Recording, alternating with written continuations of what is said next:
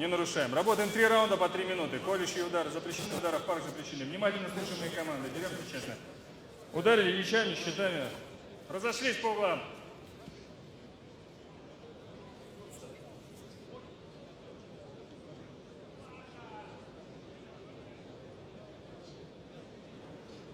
Судья! Судья! Судья! Время! Готов! Готов! Бой! And we're back, ladies and gentlemen, for a fight between Eugene Bedenko and Ivan Vasiliev. And this is the first fight of the official M1 Medieval project.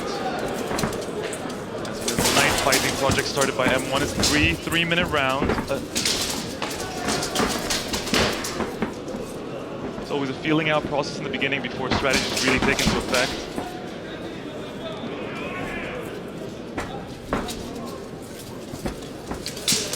Bedenko in the red is a welterweight who represents the Night Fight Club, Zapandia Basha. For people that have not yet figured this out, these are really real swords. We have to put the accent that the damage are very real. The armor that they're wearing are also very real. But interestingly enough, over the past 10 years, the armor's gotten lighter. So for someone who's well-trained and has the necessary stamina, apparently, and I've spoken to several of the knights over the past few days, apparently they don't really feel the armor when it's on. And if you use it correctly, it actually minimizes any sort of trauma that you receive. They don't complain about all sorts of things like general injuries that MMA fighters get, ACL injuries, knee injuries, hand injuries. They rarely complain about such things. What they do complain about is that they don't use their helmet properly, there could be some trauma.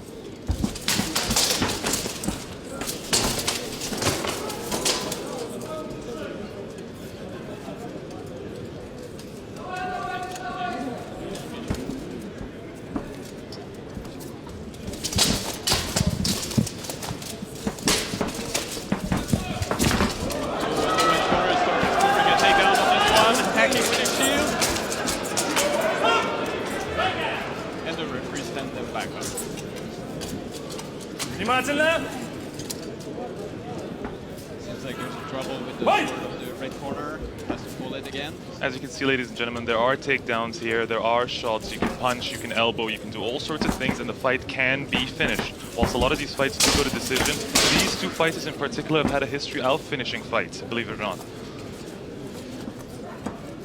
In red, Ivan Vasiliev is a two-time Russian champion, won in both 2013 and 14. He's the vice champion of White Castle tournament and a multiple prize holder of the Clash of Nations. And he holds an 11-2 professional record. It should be noted that his opponent in the red, Eugene, is actually slightly less experienced, holds a 6-1 record. He's also won the Clash of Nations tournament where he's also a vice champion. So this is very interesting, two Russian champions, and it's very clear that they're both very talented. The use of the sword, which is also blunt. You should note that it's a blunt instrument. Even the sparks when they hit.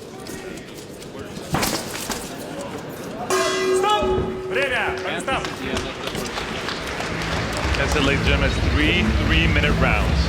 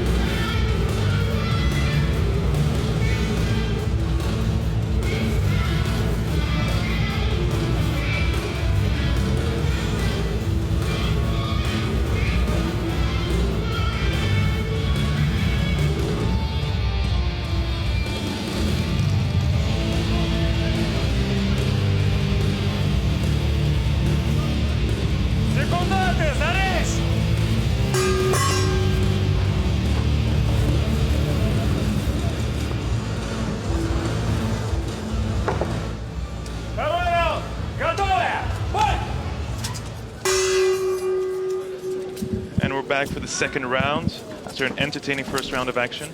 The crowd really enjoys watching these night fights. It's very new to them here, but they definitely enjoy it. These are very spectacular.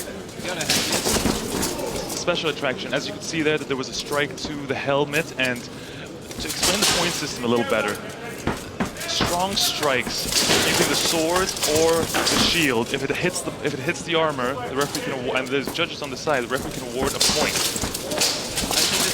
A takedown, as we saw in the last round, is worth 5 points. There are 4 judges at ringside judging it, and if for any reason we end up with a draw, split between two judges on one side, 2 judges on the other, there is a 5th judge who decides who's the victor.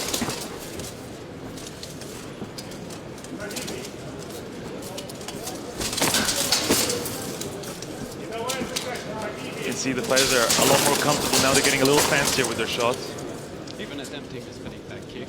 There was a spinning back kick, there was a spinning back fist earlier. It's getting very interesting now. Surprising that they can pull up these moves even though they have those armors. I guess, as you were mentioning, that the light armors are helping with those moves. But you still need some extreme stamina. You need to be extremely fit to be able to wear all that and still maneuver for like 9 minutes. It's just...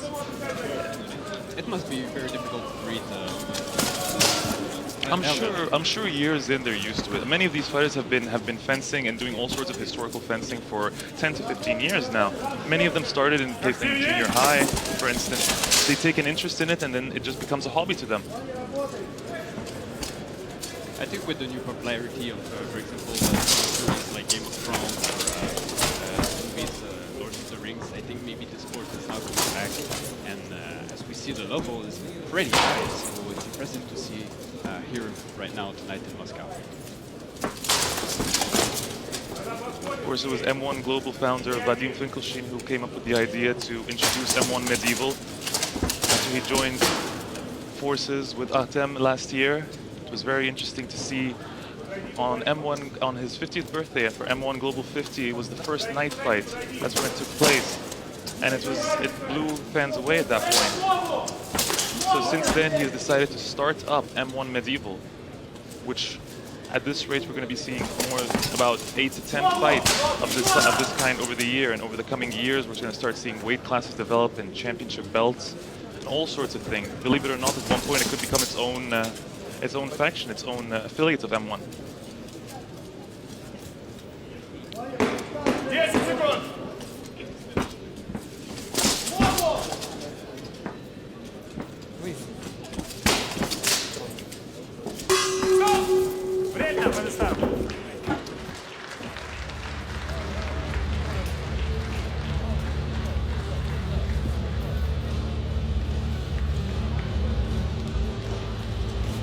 Он стал больше, чем ты.